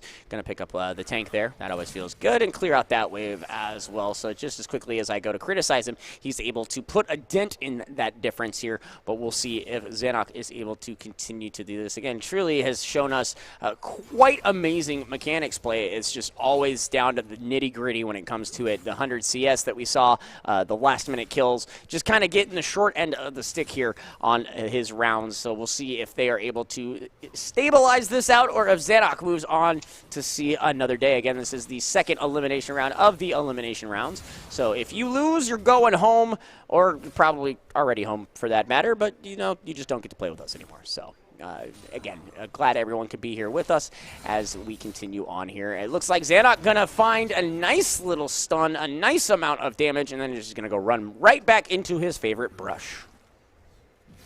It feels like Trinity is kind of letting Zanok's Redacted dictate the pace of the match, which isn't something you want to do in a 1-versus-1 scenario. You want to be in control of this matchup. As things are right now, he's getting shoved in. He's getting punished constantly every time he tries to go in for those minions. He really needs to pick a fight. He needs to pick what he wants to win on and really focus on nailing down that one thing. Punish Renekton every time he tries to go for CS, for example, or maybe start a fight. You could pull him under the turret here, start a fight under turret. That would be an option. He needs to find himself a win condition. Well, because right now the current win condition is 20 CS up in favor of Zanok here. And what started as a minuscule number has now exploded into a worrisome situation for the side of Truly. So Zanok looking pretty good to be moving on to the next round, but you never know what can happen. It can all change at a moment's notice, especially with these two champions. Darius will just dunk on you and suddenly your health bar is gone. But Zanok, the sustainable damage and the ability to lock down Truly might be the key here, as both of them going to pick up some extra health. There's the lockdown, but no follow-up there from Zanok. Is going to continue to mess with these waves, try to pick up this victory again. Over 20 CS difference is a little egregious if you're asking me. You know, I'm quite surprised we haven't seen more Apprehends come out to try and pull Zanok into these fights that he might not want. There's a lot of control in being able to displace your opponent, to pull them towards you into spaces where you want to fight them. Right. And then you get, you know, the extra stacks, the autos, and everything that comes through Yeah. with that as well. It really stacks up that bleed really quick. The next thing you know, you're hemorrhaging all over the place. As it looks like Zanok here is going to get apprehended. Like you're mentioning, the exhaust do go down. Truly's trying to make something happen. Dominance coming out here from Zanok and jumps the slice and the dice. The dunk is no good. Gets denied like a bad kidney as Truly is going to continue to push in, but less than 200 health. Both of these tanks have so little health comparatively to how much they can have. I'm surprised neither one of them dropped, but it does look like this Renekton is on the cusp of victory. 92 CS, just a wave and a half, and he will be looking at his next round. Yep, and on the other hand, Darius needs like another 28 CS if he's ever going to win through that. we could see a fight break out here. Both sides have taken quite a fair bit of damage here. Healing area goes out. Oh, wow. He left truly. both of those there. I figured he could have gotten them and still been okay, but I guess I'm wrong. Again, 3 more for the Renekton victory here. We'll see what happens. Expect Truly to jump right on him the second he dives on in. Waiting for the minions to do their own damage to each other is one of the big pieces here, as Xanok is looking probably for that backline. Gonna pick up the relic first. He comes in. There's 1. There's 2. He needs 1 more, and there it is! 100 CS victory for the Renekton. So North Texas going to be moving on to the next round. Xanok picking up that one for his crew. And again, just a really rough day there from Truly. Tried to run the Lee Sin in the first round, tried to run it round 1 in round number 2. Didn't quite work. Put up a good show with the Darius, but it all just snowballed out of control by the #1 pick champion here in the tournament. Yeah, and definitely the most powerful champion. Hasn't lost a game yet to anyone, I don't believe. Very powerful in what you're capable of. Just a reminder, we are doing the AVGL trials here in these 1v1 double elimination tournament. All matches are best of 3 except for the grand finals, which will be best of 5. It's Howling Abyss, blind pick, and you win by getting first blood, 100 CS, or taking the first tower. I just want to see both. Oh, well, let's go to Doc's Keys of the game. How about this? The League of Legends 1v1, because, brought to you by the Boise State University. Identify your win con. That's something we were talking about. The right build, that's a lovely kind of situation. I can't really throw stones at that one. Create mistakes. I certainly know how to do that daily, inside and out. And as far as that final one, all they want you to do is wear your mask. So I'm going to follow suit real quick. Ugh. I don't know if that works. See, look, Doc's wearing his mask. Koba's wearing his mask. You got that Akali mask going on. That's awesome. See, look, lovely. I got my Team Liquid mask. Yeah, you're definitely set to cheer on Team Liquid, although I don't think any of their members will be playing here today. Well, I can always hope and dream. I even brought my hat just in case. But we are going to be moving into the grand finals here, from my understanding. No more goofy stuff. It's serious business now. Harrisburg versus North Texas. And if I'm not mistaken, that will be Speedo versus Xanok. I have to double check my numbers and my bracket. But this is for all the marbles, from my limited understanding of There's the world. the Renekton And there it is, mirror I match. told you, pocket Nectins. That's like, you'd go all in if you were playing poker. Like, I got 2 Renekton's and a Janna. But this will be... Now, I don't want to downplay it. I really don't. I'm going to try to make this as exciting as possible. But this is going to be another very, very long match between these two, unless somebody gets, like, a serious edge. We have seen these Renektons drop to below 100 health in some situations and still manage to not only stabilize but come back and win. So away we go. The buys are identical. As far as the builds, I'm sure they're identical as well. They've even got the same summoner skills, spells, whatever, but they are using different skins. So that's how we're going to have to, tell them apart. That and the names and the colors. But Speedo versus Xanok. Harrisburg versus North Texas University for all of the ding-dang marbles. Speedo moving into that top rush there is going to be turned around by Xanok, but like only for a half of a second, because, they're both Gators. They both know what they're capable of doing. This is one of those situations where it is going to boil down simply to who plays the game better and has not necessarily better mechanics, but a better understanding of the way the game is. It does look like Xanok did get slightly better into that trade, but both of these champions kind of able to keep their abilities on each other, dashing back and forth. Currently, fairly even game.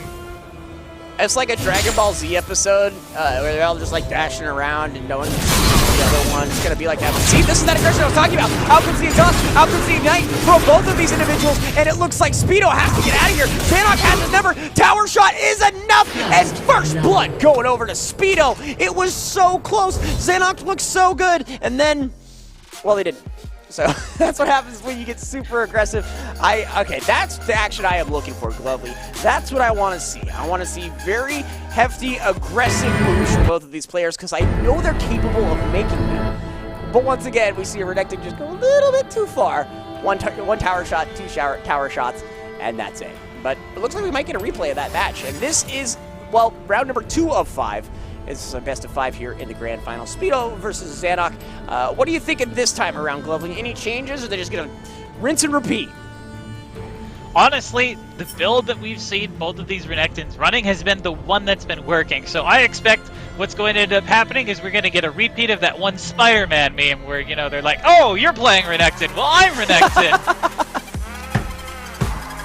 I would love a Renekton Spider-Man meme now at this point. If you're in the chat, can throw that together for me, I appreciate it. But again, the Absolutely. AVGL Trials 2 1v1 League of Legends tournament has come down to this grand final. As of now, Zanok, 1 win, 2 more get to the trophy. Speedo, who's absolutely defiant in all of his rounds, winning probably the most out of any player we have ever seen. But Zanok right now is going to be jumped on here. Speedo is going to get that Conqueror proc, so looking quite a bit better as both individuals just kind of stare at each other. Zanok is going to avoid that damage as Speedo is going to continue to just kind of sit here in the brush like an alligator or crocodile does.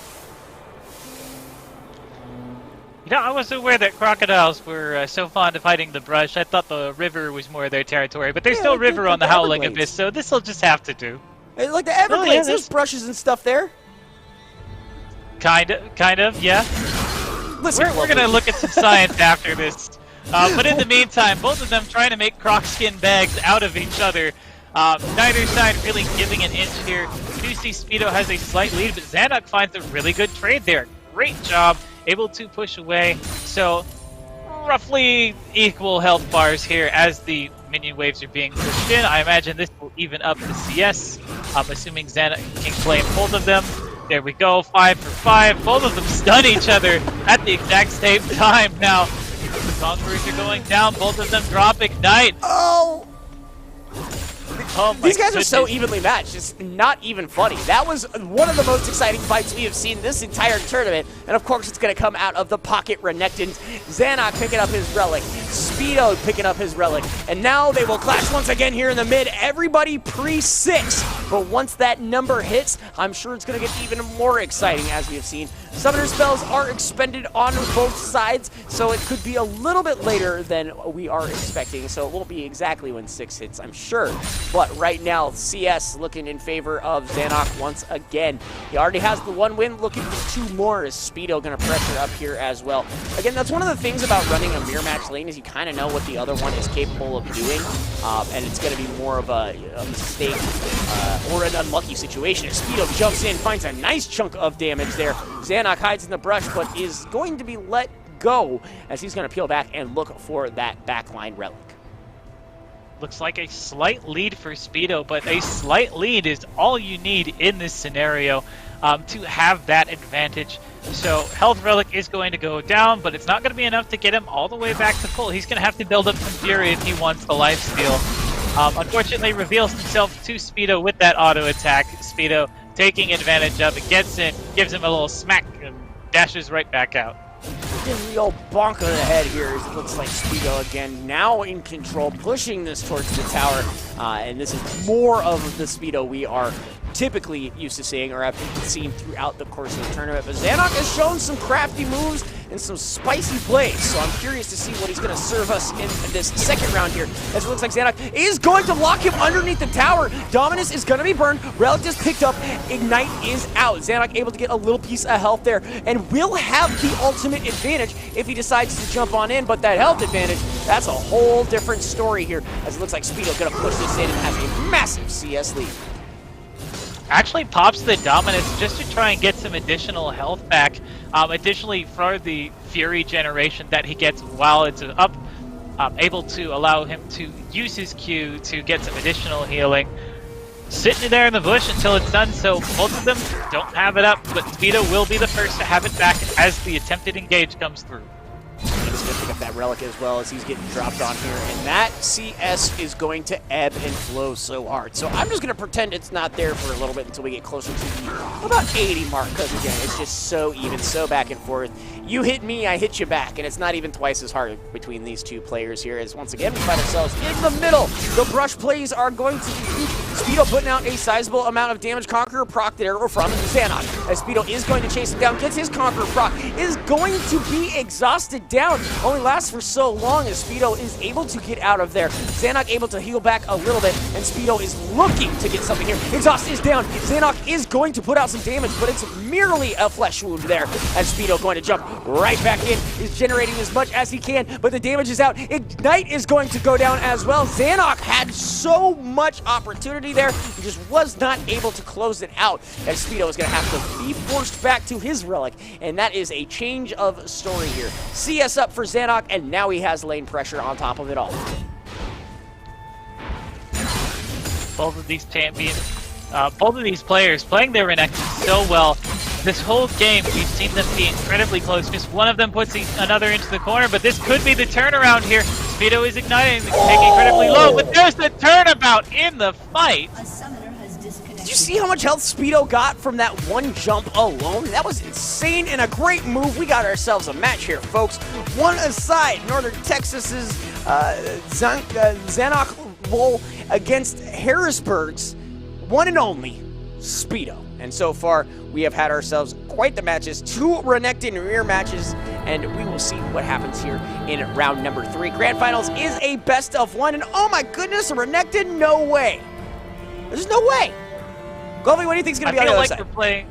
I feel like we're playing Dragon Ball Fighters right now, and just both sides are picking teams full of Goku. It's like, okay, I'm going to play Goku, Goku, and Goku, but they're all different Goku, so it's still okay. So here we have the Renekton versus Renekton mirror match once more in the finals. North Texas versus Harrisburg for the Grand Championship here.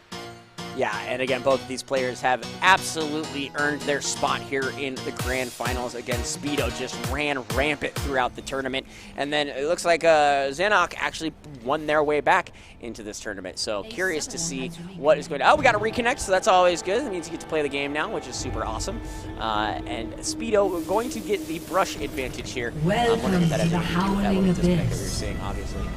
So Xanok picks up the items, and it's exactly the same, Glovely. No way! What a surprise. Well, there is one very different thing. That reconnect, unfortunately, does force complete brush control over to the side of Speedo, so he is going to be able to sit there in that bush. Xanok, though, does know that that's the case. Just going to wait for his minions to come out, so he'll be able to step out relatively safely to his lane. We call that the old Baynox start, where I come from, where you just don't get to play the game because your computer doesn't work and you have, I don't know, net zero internet. You know, I think that's the first time I've heard it attributed to Baynox specifically, but there is a fight happening as they trade Conqueror procs back and forth. Yeah, and again, not too concerned here as both of these Gators are just going to slap each other around level 4. Yeah, it might be strong, but again, oh, the exhaust going to come down. The Ignite's probably going to follow. Yes, it is going to be from the side of Xanok, trying to get as much down as he can. And that was kind of what we saw last time, level 4 into 2 Gators fighting. There was a death roll, and then one walked away. That was match number 1, and match number 2 took a little bit longer as we find ourselves here in match number 3 in this best of 5. Xanok is able to get damage down, but the favor is going to be returned there from Speedo. Conqueror is going to be procced. The Ignite is going to be used, and again, it just forces them away from each other for another couple seconds. Go grab your relic, come back in, rinse and repeat as well for Xanok against Speedo here, and they will be clashing. Well, Xanok is not going to be able to catch Speedo there, so good trade. Yep, they're doing a great job here, back and forth. Currently, though, does look like North Texas. Xanok is going to have a slight lead there in the CS as he pushes things up, but we've seen the turn around in just an instant, both in terms of fights and CS with both of these champions. Yeah, it's one of those things where this game has been so topsy-turvy throughout the course of the tournament, but more in particular, this Grand Finals has been so left and right that we don't really know what to expect, what the win conditions end up being for both of these individuals. And so far, it's led to a pretty exciting match between a bunch of crocodilian individuals. So let's see who will walk away the victor here as this is Grand Final. Speedo going to be jumping in. Dominus is going to be burned on the side of Xanok as well. They are going head-to-head, and right now Xanok is getting the better of this, but Speedo going to take a nice chunk of damage there as well. So an even trade between the two contenders here as both of them just going to kind of peel back, try to get as much health back as they can. and Speedo will continue. Again, even the CS is within just a handful, and Xanok's going to jump in and say, look, you're going to take those, I'm going to take these, but actually is going to be able to deny him those backline minions, so that will give him, wouldn't you know it, a 1 CS advantage here as we reach the 3.5 minute mark for both of these two contenders. Yeah, things are both champions here. Very, very close to each other. Relics picked up on both sides. There goes the stun for both champions. Both of them Croc Conqueror. There's the exhaust. There's the ignite. Who's going to win it, though? Speedo's health bar is ticking low, but he takes a tower shot. Xanok just barely going to stay alive. Speedo with like a sliver of health. Xanok picking up that health relic as well, and that's going to let him bully out his opponent here. Speedo in a bit of a bad spot, but one moment could turn it all around again, even if the summoners are all still down. Exactly, and that was one of the things that we've seen a lot of close calls from both of these contenders. Less than 100 health, still able to get out. Xanok was able to position and put on some more damage onto that tower, so a possible win condition with him. But the potions are gone. Now it is all on the relic timing and the skills of these two players. Again, 1-1 the score in this best of 5 as we are patiently awaiting the winner of this round number 3, putting the game into match point. Right now, Xanok looking pretty good as he's able to clear yet another wave and push towards that tower, but Speedo is able to clear it out with relative ease here, as Xanok is going to put as much pressure on this tower as he can. He's going to get stunned down, but does not do any damage quite yet. Is hit by the tower, Conqueror procs, and he's able to get out with no issues. Speedo now returning the favor here, is going to try to push this lane up, picks up the relic. It does not look like Xanok wants to fight this, but out comes the Dominus. Speedo is looking to fight, as it looks like Xanok is also willing to return the favor. Into the brush we go. Speedo doing a marginal amount of damage, and Xanok is so unbelievably low. Both contenders, and that is it. It looks like Speedo picks up that one. Round number 2, game point, and that is going to be that. Speedo picks up the one there. It should be a best of 5 if I am not mistaken. Oh, that was the third win. I'm just a giant idiot. Yeah, that's what happened. So thank you so much to production for reminding me I never learned to count. Lovely, there it is. That is game, set, and match, and the victory right there from Speedo. It said Harrisburg won. Yeah, Speedo definitely proved himself to be the better crocodile in this scenario. Renekton definitely controlling the meta right now. So maybe the next time we see these 1v1 tournaments, we'll start seeing people come up with these counter picks to Renekton. Who do you bring out to handle the Croc? But first, we've got a top 5 coming towards us. Ooh.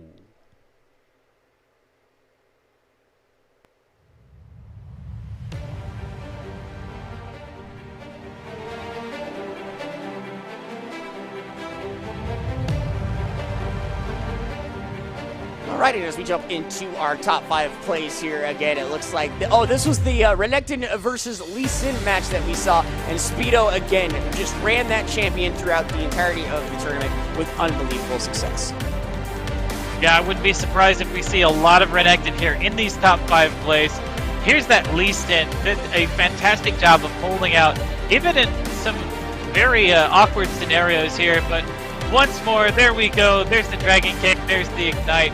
Xanok there on that Renekton, such a powerful champion in this 1v1 meta. Absolutely, one of those individuals you saw in the grand finals, and now we are here at number 3, as it looks like too many. The Caitlyn versus Tristana matchup. Have you ever seen a champion literally be Control-Alt-Deleted? Because it's gonna happen here in about 3, 2, 1, but we'll see, baby. Let's slow it down a little bit. There it is, the 1-shot, 2-shot, 3-shot, and we're just gonna jump again. Whee! That was one of my favorite picks this entire tournament, though. Dark Pegasus on that Tristana, absolutely filthy. Here we go, coming in at number 2, we see the Renekton again, and this was from our grand final, Speedo versus Xanok. These Renektons were so incredibly close to each other the entire matchup. But here we see just one little trade. Look at how low these health bars get. Speedo just barely able to come out on top. And you can see my face. Oh, but we find ourselves at the number 1 play of the AVGL Trials 2 tournament. It is Xanok versus Speedo, and it's just patience and the tower. It's the MVP, if you really will. Top plays are presented by the Idaho Army National Guard, who invites you to think of impressive thinking skills into real time, with more than 10 jobs offering a $20,000 bonus and your degree of choice paid for. The Idaho Army National Guard is the best team out there. Reach out at Twitch at iGuard Gaming. And again, Glovely, it's been an unbelievably awesome day. Thank you so much for joining me. Anything you wanted to say before we jet out of here for the evening? I'm expecting to see a lot of Renekton and solo queue after this. Just like all of the pros, man. Well, for all of us here at the Boise State Battle Arena, on behalf of myself and Glovely, thank you so much for joining us for the AVGL Trials 2 1v1 League of Legends tournament. We'll see you soon.